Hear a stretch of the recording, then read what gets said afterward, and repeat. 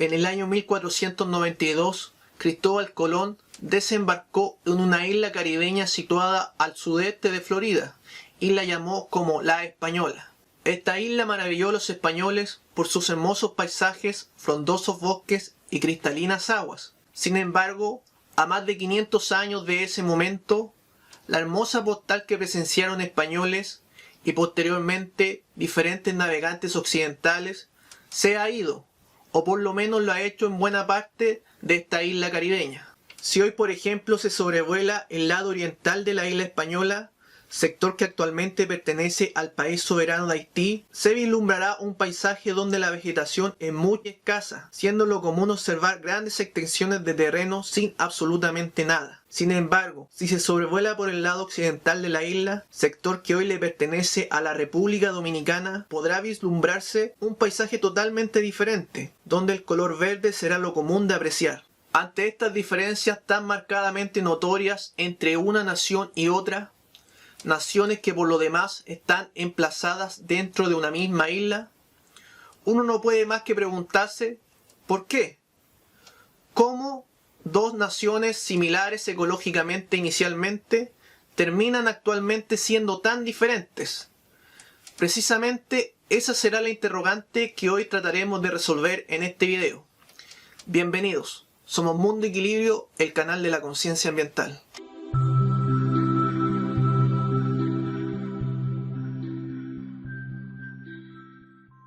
¿Por qué se desarrollaron de un modo tan distinto en términos ecológicos República Dominicana y Haití? Para responder a este interrogante, analizaremos el devenir histórico asumido por ambos países, para posteriormente reflexionar acerca de cómo los diferentes trayectos políticos asumidos por estos países han determinado sus circunstancias ecológicas actuales. Análisis histórico, Haití y República Dominicana, desde la colonia al siglo XIX. El 5 de diciembre del año 1492, Cristóbal Colón desembarcaría en la isla que bautizaría posteriormente como La Española. Para entonces, la isla ya estaba colonizada por indígenas. Estos indígenas americanos eran muy pacíficos y amistosos. Con el tiempo, los conquistadores españoles distribuirían la isla para sí y dispondrían de la población indígena como mano de obra en sus faenas económicas. De forma mayormente involuntaria, los españoles contagiarían con sus enfermedades a la población nativa. A consecuencia de esto, la población local se vería en gran medida reducida. En el año 1519, 27 años después de la llegada de Colón, aquella población original de casi medio millón de habitantes se había visto reducida a poco más de 10.000. En torno al año 1520, los españoles comenzarían a cultivar azúcar a mayor escala, y para compensar la mano de obra nativa que había desaparecido producto de las enfermedades, empezarían a importar esclavos de África. Las plantaciones de azúcar de la isla hicieron de ella una colonia muy rica. Sin embargo, el interés de los españoles acabó apartándose de la isla por múltiples razones, entre las cuales se encontraba el descubrimiento de sociedades americanas más pobladas y ricas en la tierra firme, sobre todo en México, Perú y Bolivia, regiones que ofrecían poblaciones indígenas mucho más numerosas a las que explotar y recursos mineralógicos más atractivos para los españoles, en contraste de la progresiva desconsideración por parte de los españoles hacia la isla, se sitúa el interés de comerciantes, aventureros y piratas franceses, los cuales erigirían un asentamiento en el extremo occidental de la Española, lejos de la zona oriental en la que se concentraban los españoles. Francia, en aquel momento mucho más rica y políticamente más poderosa que España, invirtió grandes cantidades de dinero en la importación de esclavos y en la creación de plantaciones, y crecerían tanto que comenzarían a generar tensiones con los españoles del lado oriental. Desde ese entonces que las historias de las dos partes de la isla empezarían a transitar por rutas diferentes. Durante el siglo XVIII, la colonia española albergaba muy poca población, pocos esclavos y una economía reducida basada en la cría de ganado y la venta de sus pieles. Mientras que la colonia francesa contaba con una población muy superior, la cual incluía una gran mayoría de esclavos con una proporción de población libre muy inferior. La colonia francesa que ocupaba el lado occidental de la española se convirtió en la colonia europea más rica del Nuevo Mundo y aportaba la cuarta parte de la riqueza de Francia. En el año 1795, España cedió de forma definitiva el lado oriental de la isla, de manera que la española estuvo unificada por un breve espacio de tiempo bajo el mandato francés. Tras dos rebeliones de esclavos que estallaron en la isla en 1791 y 1801, los franceses enviaron un ejército que resultó derrotado por las milicias de esclavos. En 1804, Francia renunció a la española y la abandonó. En ese momento, los antiguos esclavos franceses de la española rebautizaron el país con el nombre de Haití. La colonización francesa fue mucho más nociva en términos medioambientales que la española. Los franceses convirtieron a la madera haitiana en un recurso que se exportó en grandes cantidades. Aquello a la larga fue una bomba de tiempo.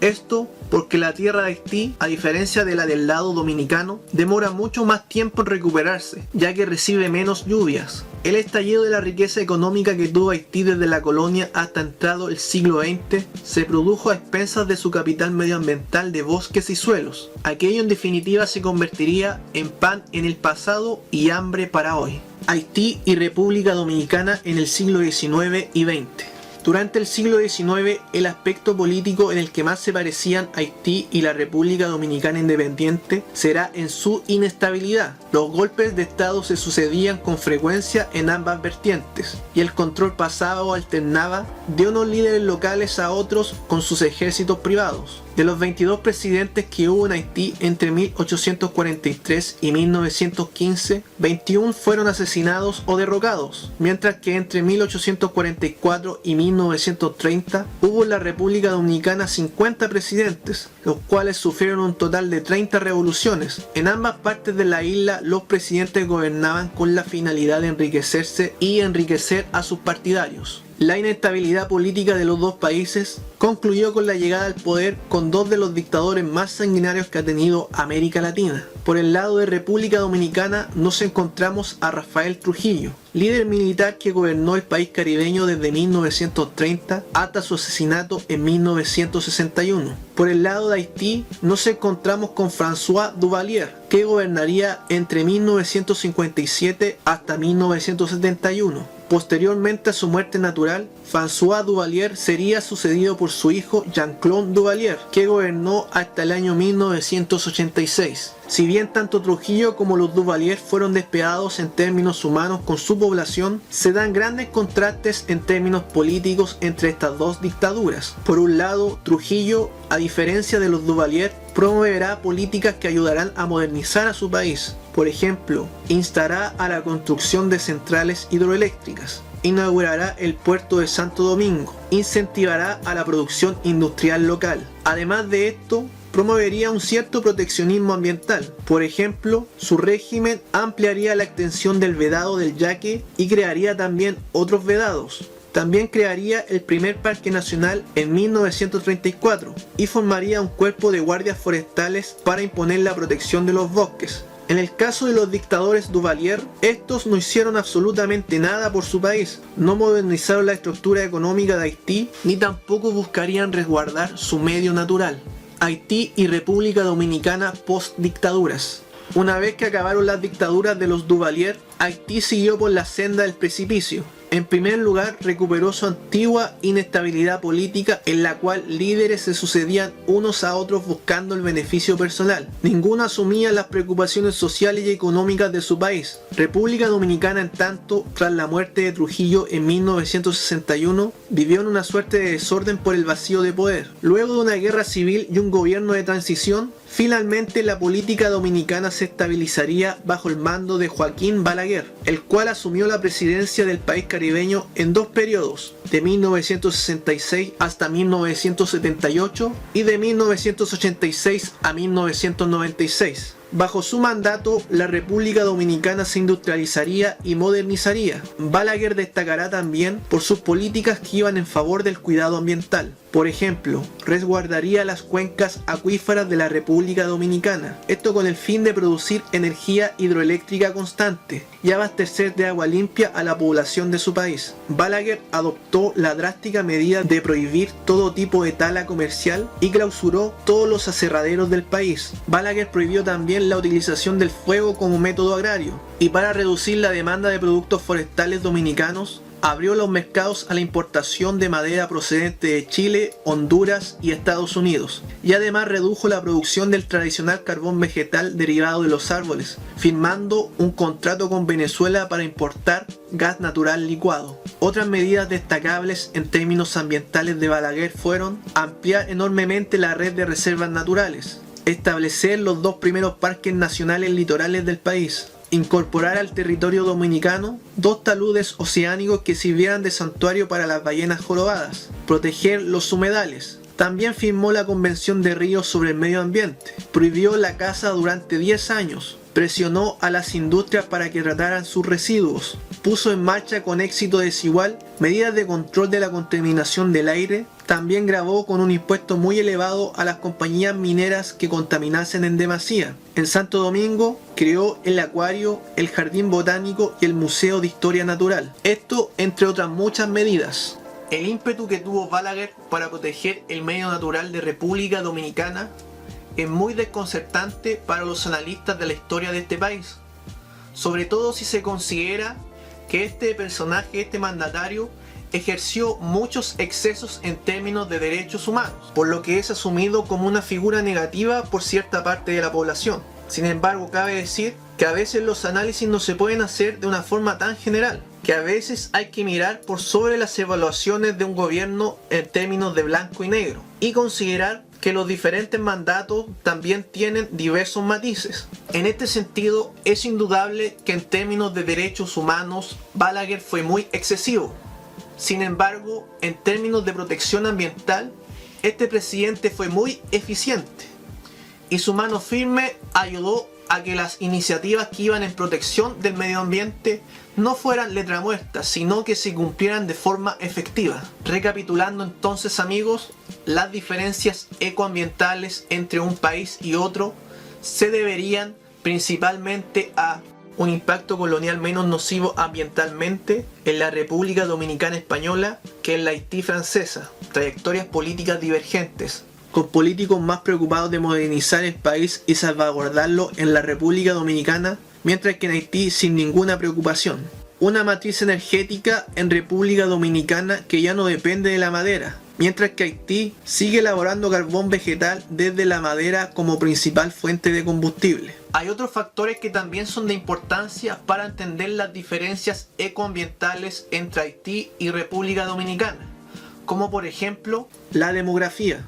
La densidad demográfica es 3 veces mayor en Haití que en República Dominicana. A pesar de esto, Haití mantiene el crecimiento de su población constante. El tener más habitantes y no estabilizar la población equivale a impactar más en términos ambientales al limitado territorio con el que se cuenta, lo que tensiona mucho más en el caso de Haití a sus ecosistemas de por sí disminuidos. Educación. Desde un ámbito de recursos humanos, Haití es muy deficitario, lo que hace muy difícil implementar planes de regulación del país de forma efectiva. Organizaciones ambientales. En el caso de la República Dominicana, son muy numerosas, están activas y muy coordinadas. Esto a diferencia de Haití. En conclusión, podemos decir que las diferencias ecoambientales entre República Dominicana y Haití se deben a múltiples factores y variables, siendo los principales aquellos derivados de las determinaciones políticas de estos dos países. Si hoy Haití vive una emergencia ecológica y humana, es porque durante su historia se han tomado una seguidilla de malas decisiones que nunca fueron en pos del cuidado del medio ambiente. En otras palabras, en Haití se encendió una bomba que nunca se apagó y que hoy lamentablemente esta bomba está explotando. Por otro lado está República Dominicana, que si bien es un país pobre, la perspectiva de rumbo asumida permite tener en ella mucha más esperanza que con lo que se tiene con Haití. Sin embargo, eso no quita que haya que bajar la guardia. Hoy en República Dominicana se están dando grandes presiones por parte de diferentes grupos económicos para hacerse de los recursos de esta isla. Si los políticos de este país terminan por aflojar sus posturas ecológicas, puede que el destino de República Dominicana sea similar al de su vecino país. Como últimas palabras, decir que los diferentes trayectos ecológicos asumidos por República Dominicana y Haití nos enseñan mucho a nosotros en general. ¿Por qué? Porque esta isla puede ser un fiel reflejo y un espejo de lo que se está dando a nivel global en términos medioambientales. Si hoy, por ejemplo, no cuidamos el medio ambiente, nuestro destino puede ser similar a lo que está viviendo hoy actualmente Haití. Por lo que estos países nos reflejan una gran enseñanza. Hay que cuidar a los ecosistemas, hay que permitirles recuperarse, para así nosotros también poder supervivir en paz en ellos. Bueno amigos, ese ha sido el video de hoy. Gracias nuevamente por acompañarnos una vez más en este su canal de la conciencia ambiental. Les convidamos a que se mantengan en la plataforma porque seguiremos subiendo más material que haga conciencia ambiental. Si no se han suscrito, los convidamos también a que se suscriban. Y si quieren también pueden darle clic a la campanita para que sean notificados cuando vayamos subiendo videos. Eso por hoy amigos, un gran y cariñoso abrazo, hasta una próxima oportunidad. Cuídense mucho.